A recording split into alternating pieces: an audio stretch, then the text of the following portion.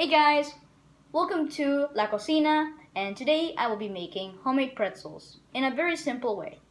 First thing we're gonna need is 1 cup of warm milk, 2 tablespoons of sugar, 2 teaspoons of dry active yeast or any type of yeast you guys have, half a teaspoon of salt, 2 tablespoons of salt and butter, and 2 1/4 cups of flour. And we're gonna need a titsy bit of olive oil for later on.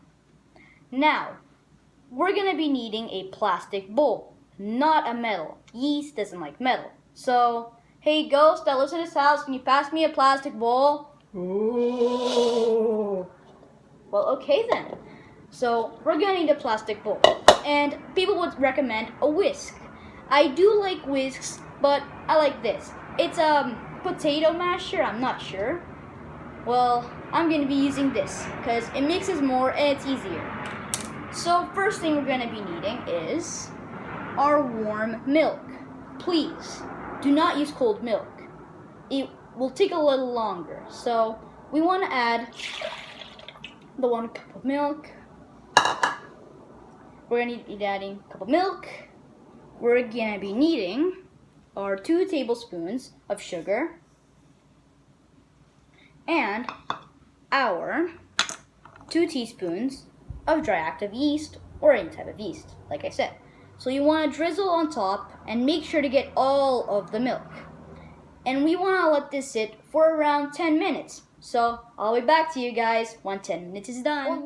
Well guys, I am back and I have let my milk, sugar, and yeast thing, I don't know what it's called, let's sit there for a little 15 to 10 minutes.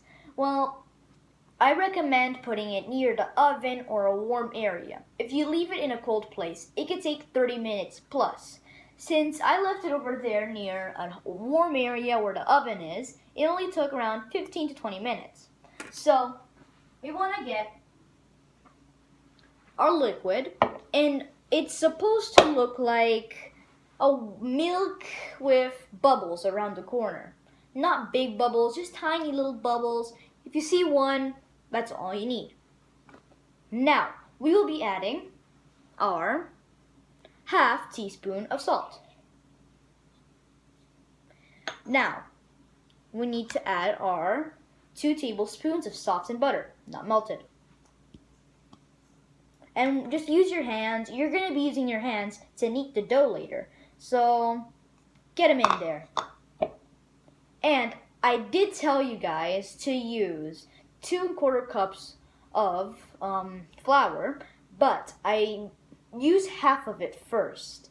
First you want to use half because then you want to mix everything in to make sure it's a liquid. And then you want to add the rest to make a dough. So, get our flour, add around half, and get your mixing tool, and you want to whisk it. And it's gonna become a nice chunky water with big chunks of butter in it. It's not gonna be a perfect watery dough. So you wanna keep doing that and mix the butter, and you really need to get the butter to be chopped up. You don't want the butter to be in one big piece. So as you can see, I'm just spreading it around, adding it a little bit of more. I wanna add a little bit more. Still not all. Adding a titsy little bit more. Make sure to not include any flour in there until you have this. A nice, goopy, weird batter. Now when you have this, you want to add the rest of your flour. You want to go, take your mixing tool out, that, and add the flour. The reason I recommend this is because you're going to be using your hands now. If you want, you can use gloves. I'm okay with cooking without gloves. I made sure to clean them. So, you want to put the spoon to the side and we use your hands. Mix it around in there. Make sure it gets everywhere. And you want it to become not a sticky dough, but not a perfect dough. So you want to keep mixing it around there. Keep moving it. And we're going to use a bit of extra flour to put on the counter, and we're going to knead this dough. But you can skip that step. all you gotta do is just mix it in the bowl and make sure you knead it. Kneading is a technique of cooking. So you wanna keep folding itself in it again and again and again and again. So keep following the instructions I'm doing. So don't pause the video or anything, just keep mixing with me, because this is exactly how long it'll take. You want to grab the flour from the corners, you want to scrape it and add it in there, because you will be needing all of that flour. So make sure to include everything in there. Don't leave out any flour. Maybe a titsy little bit of flour is okay, but it's not recommended. So you can see we have a nice dough, but we still have to keep mixing it. We want it to be like a dough that isn't exactly like, that doesn't stick to you much, but it isn't like perfectly not sticking to you. Because this is a butter dough. That's what I like calling it. It's a dough with a good amount of butter in it. So let's keep mixing it. If it's not perfect like you want it to be, don't worry, it's fine. This is just the first step around it. This is making the dough. But we are gonna let this sit for an hour and a half for this to double in size. What I recommend, and a tip for you guys, is that people don't say this, but I recommend putting your oven at a very low heat, opening the door, and putting this exactly right beside it. Leave the door open, and on the door you put the bowl with a towel on top. This is what the yeast wants. It wants to grow. It doesn't want to stay tiny, because we're going to need a lot of dough. We're not just going to make a tiny little pretzels. I mean, we are going to make tiny pretzels, but we want to have a good amount of dough. So after you have a dough that's around nicely incorporated, you want to flatten it out. Make sure to get all the excess dough that's on your hands off. Just scrape it all off. I don't have any techniques for this. You can do it any way you like. If you are wearing a glove, take it off the glove. So yeah, you can see I love doing this because this is what, it's a tip. I just do that, and as you can see, 95% of the dough just came off. Want to flatten it. You want to be a nice flat dough. And there. Here's our dough. Now, you want to get a towel. Any towel is perfectly fine. You want to get a towel. Cover it. You want to let this sit for a good hour and a half. So I'm going to put this to the side, and later on when the video's over, I'm going to put it right over there at the oven. Now, we're going to learn to make another thing. So for the pretzels, you're going to need something else. You will be needing our baking soda water. And I'll be back to you guys. So, like I told you last part 2, I told you we're going to be making our baking soda water. And you're probably thinking, that sounds complicated. I'm not going to do it. Just skip this step and we're going to make pretzels. No, warning. Please do this step. You really need it. Because if not, you're not going to get the texture you want. You're not going to get a nice, fluffy pretzel. You're going to get a hard, stiff, not very delicious pretzel. So this is a necessary step. It's actually not simple. All we need is 1 tablespoon of baking soda and 1 cup of water. So we want to get carefully our 1 cup of water, and we can place it in any pot or pan or anything that can boil water, because we're going to be putting it in the stove. Now we're going to get our baking soda. Make sure to put it always over here. So if a little bit, wait a minute. No, you're not supposed to do this. I was joking. Now, we want to get this, put it on our stove, and putting it at around 7 heat. We want to put it at a high heat. And when we start to see a tiny little bit of bubbles come up, we will be adding 1 tablespoon of baking soda. Perfect. I'm gonna put this to the side. I'm gonna put that right there. Now, this is the waiting game. You wait. So I'm gonna tell you a few tips and tricks to make this recipe. So I'm gonna explain to you about yeast. Yeast. Like I told you in the start of the video, don't use metal pots or pans. I recommend using a plastic bowl or a glass bowl. That's what yeast likes. It doesn't like metal, and it doesn't absorb the heat very well. So another thing we want to use is wooden spoons. Wooden spoon, yeast likes wood, so just use wood. And yeast likes sugar. Sugar is another thing, so like I told you before, when I added into the recipe a bit of sugar, the reason for that was so the yeast was happy and it didn't die. So, I think our water is pretty good. When we start seeing a few little bubbles come up, that is the perfect timing. So we want to take it off the fire immediately, put it anywhere you'd like, and put your baking soda. And right now, I think I need a spoon. I'm not sure. Should I use a spoon? Yeah, I think I need a spoon. So, I'm gonna ask my ghost again. Hey, ghost, can you get me a spoon, please? Ooh. Okay, this sounds like a very friendly ghost. It's probably Casper. I don't know. I don't know if Casper's here somewhere. Alright, so I am seeing a few bit of bubbles starting to pop up here. So, put the spoon there, turn off the fire, grab whatever you're doing, add our baking soda, and we want to grab our spoon and we want to mix it until the baking soda has dissolved. And this is just a thing. The dough's still not ready. So this is just, it's gonna cool down. So we want to keep mixing it until we see no more powder on the bottom.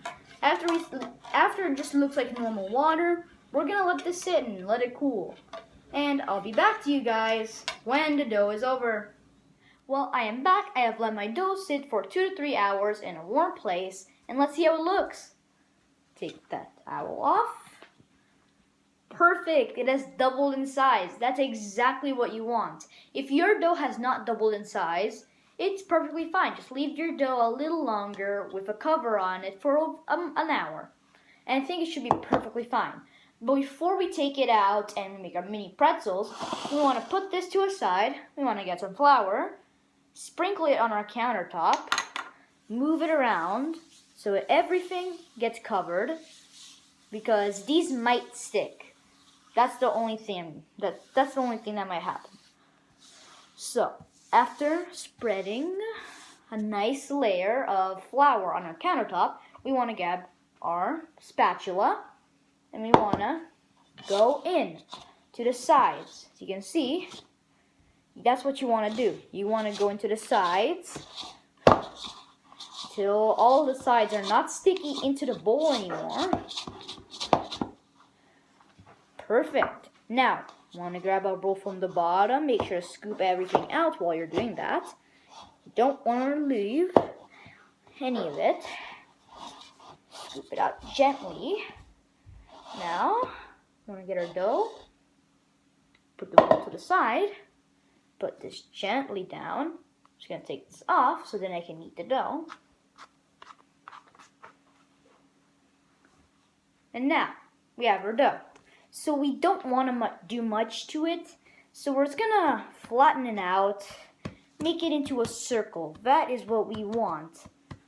So into a nice circle. But since we're not going to make the original 6, we will be making mini. So I do recommend flatten it out a bit more. Usually you have to flatten it out not that much so you can cut 6 pieces, but not. You can use a massaging technique, I'm not sure. Just do that. Now, we want to get our chopper. That's what I like to call them. You want to cut through the half. You can see? Got one. And we got two. Now we want to cut little pieces out. Originally, we would cut like that, but we're not. Since we're going to make mini pretzels, we want to cut 1,